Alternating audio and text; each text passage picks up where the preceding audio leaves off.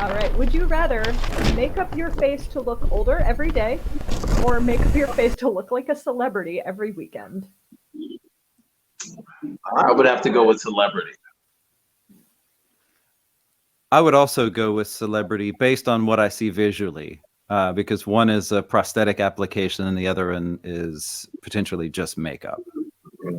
Fair so enough. It'll be less wear and tear. Okay. Anytime you don't have to do prosthetic sounds a little easier.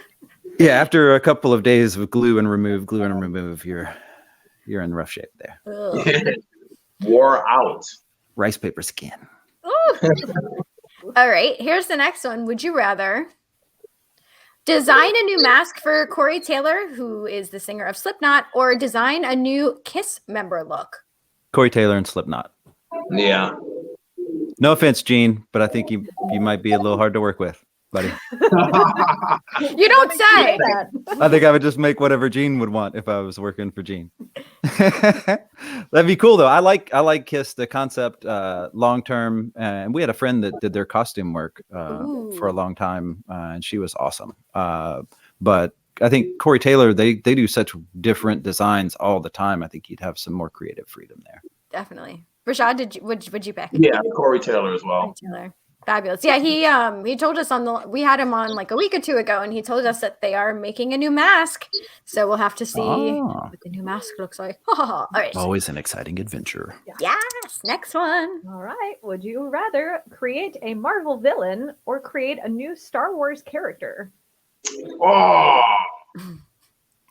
I'm gonna go with Marvel villain because it seems like a more dominant position than a character. I love me some Star Wars, but if I'm creating a Marvel villain, that seems like I get a Thanos, Kraven, or some of the big A-level characters versus this guy's probably just in a scene. You know what I mean?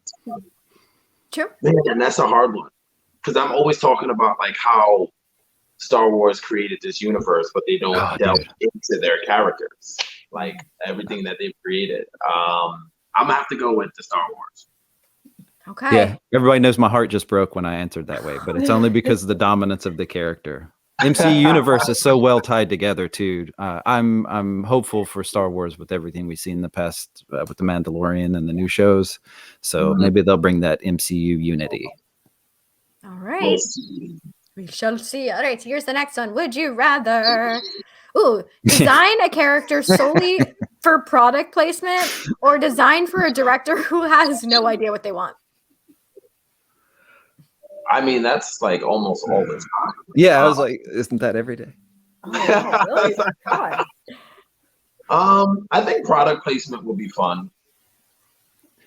I'm just looking at Duff. Looking at Duff Man is Duff Man. Oh yeah. I mean, if it's like if the no idea what they wanted came with the freedom to do whatever, okay. Okay. But otherwise, I'm probably with Rashaad on that one. Okay. Yeah. Not a bad choice. Not a bad choice. All right. It's in the description. Next one. All right. Would you rather design a character that embodies 2020 or design a character based on 2021 predictions? Or design a character based on 2021 predictions. Like what 2021 would be like from the 60s? Somebody predicting it? Now. Zombie apocalypse. How We're do thinking. you think the rest of the year is going to go? I would have Design to a character about that or design a character about last year? I would have to do a character about last year just because. Oh, it comes with a visual. We have visual aids. Oh. There you go. Yes. Is that like I one of the want to killer wasps? incorporate some of that. It's a murder hornet. Murder Hornet, man. Yeah. Hell yeah. There was a lot of interesting things out of 2020 that could be combined in there. Visually, I like the look of the 2021. And if I'm like, hopefully this is going to be a better year, that doesn't look good. But if I would go also with 2020 because it was full of things already. And hopefully our predictions are more hopeful. And that would be less monstery for me. All right. Not gonna lie, he's a little bit cute. Yeah, I know. He's kind of cute. You can murder me, Hornet. All right. Here's the next one. Who is this? Me or you, Danica? You. Okay. Would you rather design yourself as a Muppet or design each other's evil twin? Also, that picture's great. Okay. Rick? There should be lightning flying out from our hands. There should be. There should be. Wow. I need to work on being on the other side of camera so I get that bicep shot. Or pull my shirt back so I can get that tri-flex in there. It's very Predator 2. Oh, specifically. That's so much of our inspiration every day. Son of a bitch. I would, if I have to look like me as a Muppet, I would go with each other's evil twin. If I could just be like design a Muppet, yeah, I would go with Muppet. Okay. If it doesn't have to look like me, I just look like one of the, just a bald Muppet head. I'd look like the guy in the back with no glasses over here. Honeydew. Ain't nothing wrong with that. All right. Danica? All right. Would you rather see a reimagining of Gremlins or see a reimagining of the Garbage Pail Kids? Garbage Pail Kids.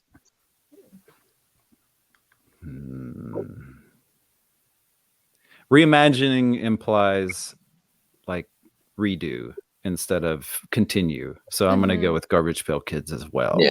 I would rather see a sequel of a Gremlin than a reimagining of it. Okay. Yeah. And I have a stack of Garbage Pail Kids for that. I used to walk to the store and get with the gum and eat that nasty garbage. I used to love me some Garbage Pail Kids. Oh, yeah. Hell yeah. All right. The movie's terrible though. Yeah, well. Terrible in a good way. It's so it's a movie. If you haven't seen it. Of all the movies I've ever seen, that's one of them. That's All right, I think this is our last one. Would you rather recreate the American Werewolf transformation or recreate the Fly transformation? The only reason why I would say I would just go with the Fly, only because there's no recreate. I mean, even with the technology that we have now, and as good as like prosthetics and puppets and things are, that scene is just so iconic. I wouldn't even want to touch the transformation from Werewolf. Was that Rick Baker? Who? Yes, that was Rick Baker. Okay, good stuff. And even though I was speaking with Chris Wayless, he's the one that did the Fly transformation. That was just so much. I mean, there's so much more into that than just the quick transformation from. I think the Fly makeup was like 3 or 4 different sets. It wasn't like it's like 30 minutes of the movie. Yeah, like, he transforms over a long period of time. I'm with Rashaad on this one. I would go with the Fly as well. Also, there's a lot of werewolves and transforming and versions and ways that people have gone about that, but the Fly and transforming into a fly has only been done a handful of times. Mm-hmm. Fly 2. Oh, Fly 2 is my jam, man. Two Fly. Underrated. Oh yeah. 2 Fly, 2 Fury. 2 Fly, 2 Furious. Listen, they could still do. I have my idea of how they could do the Fly again. Hey, there was still the grub. Let's not have that be a nightmare. You know what I mean? Oh my! It could still happen easily, and you could bring back Jeff Goldblum. Yeah, and the iconic teleporters, man. Just some of the visual look of God. that film are just bring some of that back in a sequel capacity. Again, not a remake. Recreating the Fly transformation in a sequel. I have to say, like, one of my favorite things about going to Universal Studios, I don't know if it's the same in California as it is in Orlando, but this was 2 of the transformations that they would show you, like, on a live stage, like how they went ahead and did it. And I'm always so fascinated, especially by the American Werewolf one, because, when was that even made? Technology wasn't what it was today. And having to figure that out is like, if I remember, there was like things inside of it that made it like pulse and change-o head. Yeah, the 70s were an iconic time for practical leading into the 80s. This is where you get your Star Wars, where you get your American Werewolf in London's, where you in the future you get all of your 80s Dark Crystals and Labyrinths, and that was a magical time for practical. So you had some genius level people contributing to the art. Oh yeah, and that was in bright lights. You know, most of the time when you do stuff like that practically, you know, you want it to be dark. You want to keep some of it to mystery. But for that shot, they were like, no, we got to have the lights on and we're going to see everything. Yeah, blistering heat from those lights on film, like not digital, like rolling feet and feet of film at a time. Take it to press, come back and look at the dailies tomorrow. The golden day. Yeah, so hats off to doing it that way for sure. So to be able to revisit that look with some of today's technology, but examples like the Thing remake, ADI did such a fantastic job with the practical. You also have to have the camera side that knows how to catch that magic with the practical, because the practical stuff they built would no reason to do it digital for me. Yeah. It was just so awesome. Ever. Let's do it, man. Anybody on that fly action? Holla holla. Pick me. Yes. Can I? Please, I'll please just do direct this it. a little bit. Please. But,